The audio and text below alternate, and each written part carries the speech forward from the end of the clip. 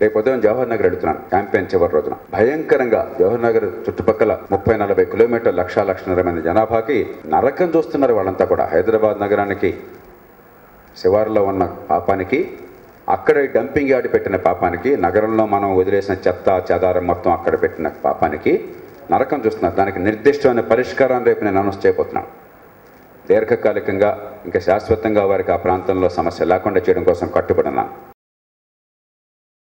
ఇక ఈవేళ ఇక్కడికి వచ్చిన ప్రత్యేక కారణం, చివరి రోజున నిజంగా క్యాంపెయిన్ అక్కర్లేదు, అందరినీ ప్రజలకు నా సందేశం అందిపోయింది. ఈ ఓట్లు కొనకుండా చూసుకోవడము, ప్రజల్లో విశ్వాసాన్ని కలిగించడం తప్ప చివరి రోజున క్యాంపెయిన్ అక్కర్లా. కానీ ఇవాళ ప్రత్యేకంగా జవహర్ నగర్, నాగారం ఈ పరిసర ప్రాంతాలకు కావాలని ఇవాళ వచ్చాను. మన నాగారం వచ్చి దమ్మాయిగూడెం, మన నాగారం వచ్చాను రాత్రిపూట. అయినా కూడా ఇవాళ ప్రత్యేకంగా రావడానికి కారణం, జంట నగరాల్లో ప్రతిరోజు 4,000 కోట్ల ఈ చెత్త చెదారం ఉత్పత్తి అవుతోంది మన ఇళ్లలో. ఆ మొత్తానికి ఈ ప్రాంతం అంతా బలైపోతుంది. హైదరాబాద్ నగరంలో అందరూ హాయిగా ఉండడం కోసం ఈ జవహర్ నగర్, నాగారం, దమ్మాయిగూడెం ఇతర ప్రాంతాల్లో జవహర్ నగర్ చుట్టూ 20-25 కిలోమీటర్ల పరిధిలో 1,00,00,000 మంది జీవితాలు నరకమైపోతున్నాయి. దానికి శాశ్వత పరిష్కారం కావాలి. ఆషామాషిగా మాట్లాడితే లాభం లేదు. ఈ సమస్యను క్షుణ్ణంగా అధ్యయనం చేశాను. ప్రపంచంలో ఎక్కడ కూడా నగరాల్లో ఇలాంటి పరిస్థితి లేదు. నేను మీకు నిర్దిష్టమైనటువంటి హామీలు ఇస్తున్నాను. జాగ్రత్తగా మాటలు గమనించాలి. మొత్తం నగరంలో ఉన్న చెత్త చెదను ఇక్కడ పడేసి దానిలో ప్లాస్టిక్లు ఉన్నాయి, ప్రమాదకరమైన లోహాలు ఉన్నాయి. ఉదాహరణకి క్యాడ్మియం చాలా ప్రమాదం. లెడ్ సీసం అంటారే, బ్యాటరీలో ఉంటుంది క్యాడ్మియం, లెడ్ కూడా చాలా ప్రమాదం ఆరోగ్యం.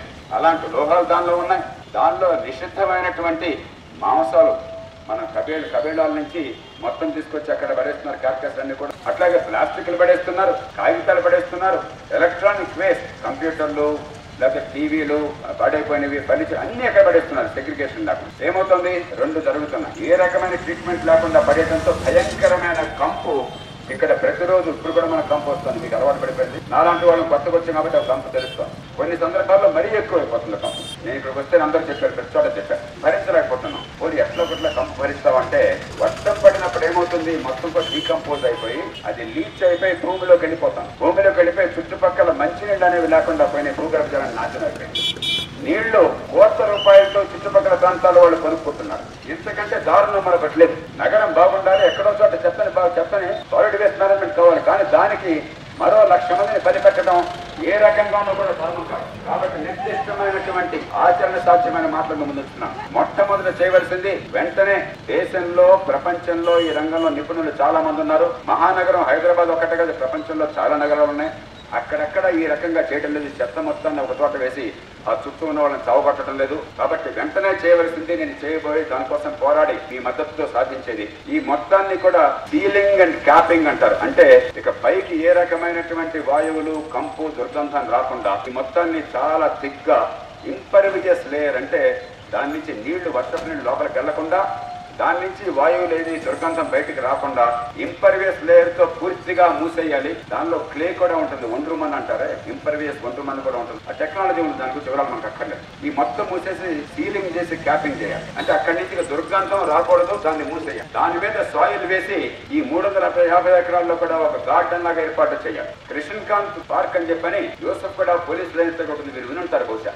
అది ఒక గార్బేజ్ నంపే, దాన్ని పూర్తిగా ఈ రకంగానే సీల్ చేసి క్యాప్ చేసి పైన సాయిల్ వేసి వాళ్ళ చక్కటి పార్క్. మొన్న కూడా నేను వెళ్ళాను ఆ పార్క్ లో, అందరినీ కలవడం కోసం ఉదయం పూట. ఆ రకంగా చేయాలి. 100కి 100 పాళ్ళు జవహర్ నగర్ లో డంపింగ్ యార్డ్ ని సీలింగ్ చేసి క్యాపింగ్ చేసి ఒక పార్క్ ఒక్కడో చేస్తానని నేను అంటలా.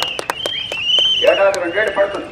కానీ ఖచ్చితంగా మీ అందరి సహకారంతో సాధించి తీరతాను. కేవలం ఓట్ల కోసం కాదు, అది ధర్మం కాబట్టి, అది న్యాయం కాబట్టి, నగరాల్లో చేయాల్సిన పని కాబట్టి. అంతటితో సమస్య పరిష్కారం కాదు. ఎందుకంటే అడుగు నుంచి భూమిలోకి ఇప్పటికే భూగర్భ జలం చాలా కలుషితమైంది. అయిన దాన్ని మనం ఇప్పుడు ఏం చేయడం, కాలక్రమేణా పోవలసిందే. కానీ ఇప్పుడు ఇక్కడి నుంచి కలుషితం కాకుండా చేసుకోవాలి. అది చేసుకోవాలంటే దాని నుంచి ఎక్కడైతే జల ప్రవాహం భూగర్భంలో కిందకి వెళుతుందో ఆ డైరెక్షన్ లో భూమి లోపల లోతుగా గోడలు ఇంపర్వియస్ లేయర్ కట్టాలంటే అక్కడి నుంచి లీచింగ్ అంటారు. అక్కడి నుంచి భూమిలోకి ఇది ఇంకకుండా ఈ ద్రవ పదార్థాలు, ఈ మలిన పదార్థాలు, ఈ విష పదార్థాలు, ఈ కంపు కొట్టే పదార్థాలు ఇంకకుండా ఇక్కడి నుంచి కనీసం భూగర్భ జలంలోకి ఇంకకుండా ఏర్పాటు చేస్తే కాలక్రమేణా నూనె తోడేస్తే భూగర్భ జలం బాగుపడుతుంది. కాబట్టి దానికి చాలా ఖర్చు అవుతుంది, టెక్నాలజీ కావాలి. కానీ ఖచ్చితంగా అది చేయించడం కోసం నేను పోరాడి సాధిస్తాను.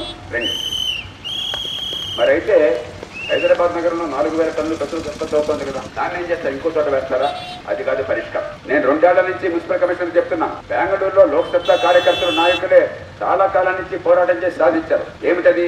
ఈ ఇంట్లోనే మన చెత్త చెదారాన్ని విడి చేయాలి. తప్పదు. ప్లాస్టిక్లు వేరు, కాగితాలు వగైరా వేరు, కిచెన్ వేస్ట్, మన కిచెన్ లో చిన్న పదార్థాల్లో వేస్ట్ గా ఉండే పడేది వేరు, మిగతా వేరు, ఇవన్నీ వేరు చేయాలి. వేరు చేసి అక్కడి నుంచే ఈ వేస్ట్ డిస్పోజల్ ప్రారంభించాం. అంతేగాని మొత్తం పడేస్తే ప్రపంచంలో ఎక్కడైనా సరే ఎక్కడో చోట కుటుంబం పెంచుకునే డీకంపోజిషన్ జరగదు. సరిగ్గా డిస్పోజల్ ఛార్జింగ్ అంతా ఎవరో ఒకరు బాధ భరించాల్సిందే. ఇది ప్రపంచమంతా చేస్తున్నారు, బెంగళూరులో చేస్తున్నారు, హైదరాబాద్ లో చెప్పినా చేయడం. ఖచ్చితంగా మీరంతా నాకు బాధ్యతను అప్పగించి లోక్సభలో కూర్చోబెడితే, నగరంలో కీలక నాయకత్వంలో కూర్చోబెడితే వీళ్ళ మడలు వంచి ఇంట్లో, కొంతమందికి ఇంట్లో బాధగా ఉండదు కానీ ఇంట్లో ముందు దీన్ని సెగ్రిగేట్ చేయడం అంటారు, వేరు చేయవలే.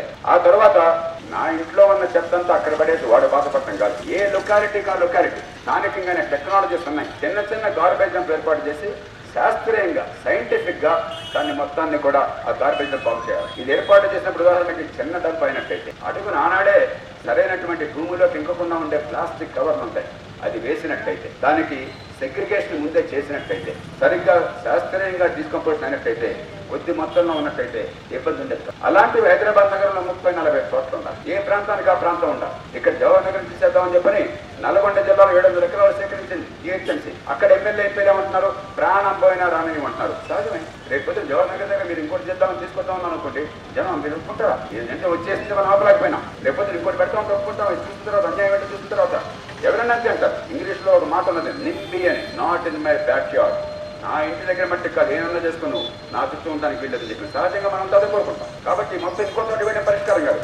ఎక్కడికక్కడ ఒక గ్రామంలో ఏమవుతుంది చెత్త చెదారం, అక్కడికక్కడ పరిష్కారమయ్యే ఏర్పాటు ఉంటుంది. నగరంలో కూడా అలాంటిది శాస్త్రీయంగా ప్రతి ఇంట్లో కూడా చెత్తని వేరు చేసి శాస్త్రీయంగా చేసి కంపు లేకుండా, భూగర్భాలను నాశనం కాకుండా, లక్షల మంది జీవితాలు నాశనం కాకుండా, వాళ్ళ ఆస్తుల విలువ పడిపోకుండా ఉండాలి.